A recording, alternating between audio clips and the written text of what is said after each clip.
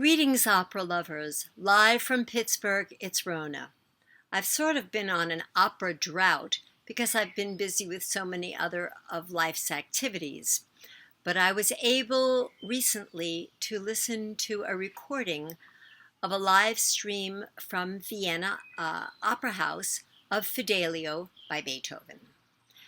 First, I'd like to say a few words about the opera. Not that everything that could be said about the opera hasn't already been said, but these are just a few of my thoughts.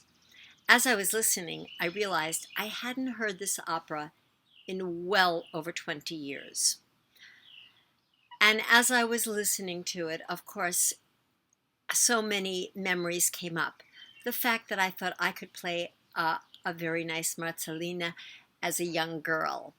The fact that I know somebody who actually played Rocco. The fact that one of my favorite pieces in all of music is in this opera, that's the quartet. And the fact that I had forgotten why I didn't like the opera, and that's because there's spoken dialogue. Oh well. And that's one of the reasons why I haven't gone to see it in so long. As I usually don't go alone, I go with my companion, Mr. Opera. It's hard enough to keep his interest when there's music all the time. But when there's spoken dialogue, as there is here and also in Magic Flute, there's just no point. And since I enjoy going to the opera with someone, especially my husband, I just avoid things like that. So that's why I haven't seen a production in so long, and just by happenstance, I haven't listened to it either in a very long time. So the Vienna Opera put it on with a very big name, Fidelio, Leonora, Nina Stemma. I believe that's how you pronounce her name. I'm not really sure. She is today probably, if not the leading Wagnerian and dramatic soprano, one of the top 3 or 4 for female voices. I have never heard her live, so this sort of is not exactly a good comparison, hearing her do this, to other things. But I can say that I've heard her in other productions through the same medium, meaning electronically transmitted. The opera started very well. Adam Fischer was the conductor, and it seemed like it was going to be an energetic performance. And out come the two young lovers, the sort of foil couple. And Marcellina was played by someone I have never heard of before, Annika Gerhardt. I was kind of surprised that she didn't sound like what I thought she would sound like. I always think it should be played by a young ingenue. Well, this singer is very young. I believe she's maybe like 26, 27, but she sounds much more mature. And although I did not care for the quality of her voice for this role, I thought she was a very good singer, and I think we're going to hear a lot more about her in the future. Her Giacchino was Norbert Ernst. Lovely young voice. Very nice. Playing Rocco, the older jailer, was Lars Volt, a name I've seen around. He's a very credible basso.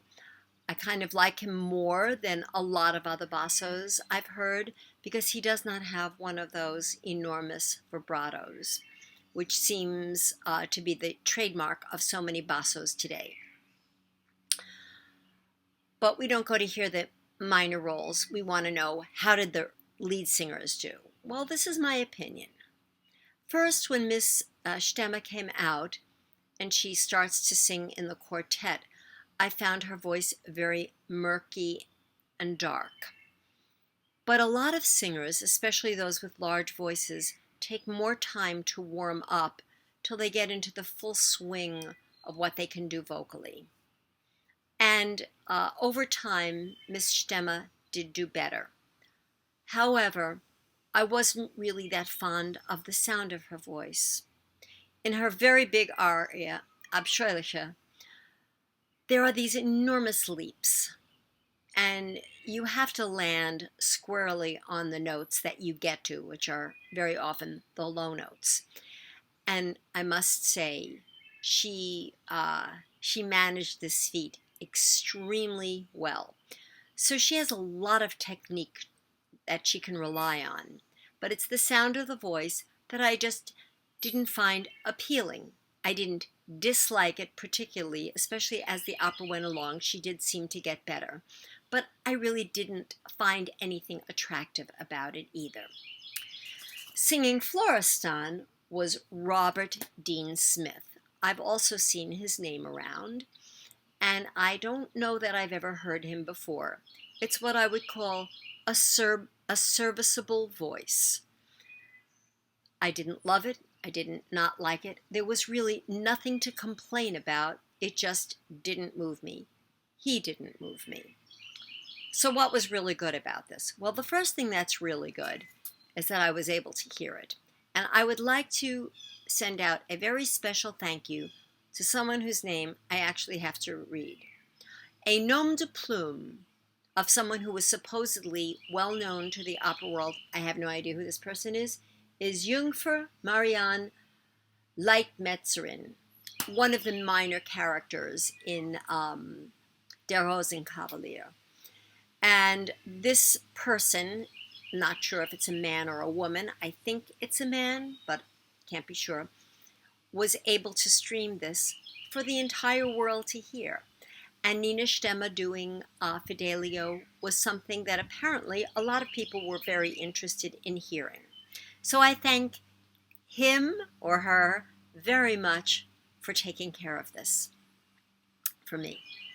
But what can you say about an opera after listening for whatever it is, 2 hours or so, that the highlight of the opera is what's placed in between what was once Act 2 and Act 3, what we now call the Leonora Overture Number 3. It was one of the best performances I have ever heard of this piece. This piece is often extracted and heard in concert halls by the world's greatest orchestras. And it was a thrilling performance. It was worth the wait just to hear that. And the orchestra got an enormous round of applause. I think I mentioned that Adam Fisher was the conductor. If I didn't, I just mentioned it. And while the conducting was extremely crisp and really moved the opera along, it was not always in sync with the singers, who seemed to drag behind the orchestra regularly. One other small note is that during the spoken dialogue, although I don't speak German, I was able to understand all the words that the singers spoke. And that was really very nice. I could grasp a little bit of it. I haven't looked at a libretto in many years. All in all, I'm very glad I listened to it because I was reminded of how wonderful so much of the music is. Also reminded of why I really don't go to this opera very often. And also reminded of what a great composer Beethoven was. It's a shame he only gave us one opera. But in that opera, flaws and all, is some of the greatest operatic musical writing. Okay, hope to see you all later when I will be reporting on some live streams from the festivals in Europe. Have a great day, everyone.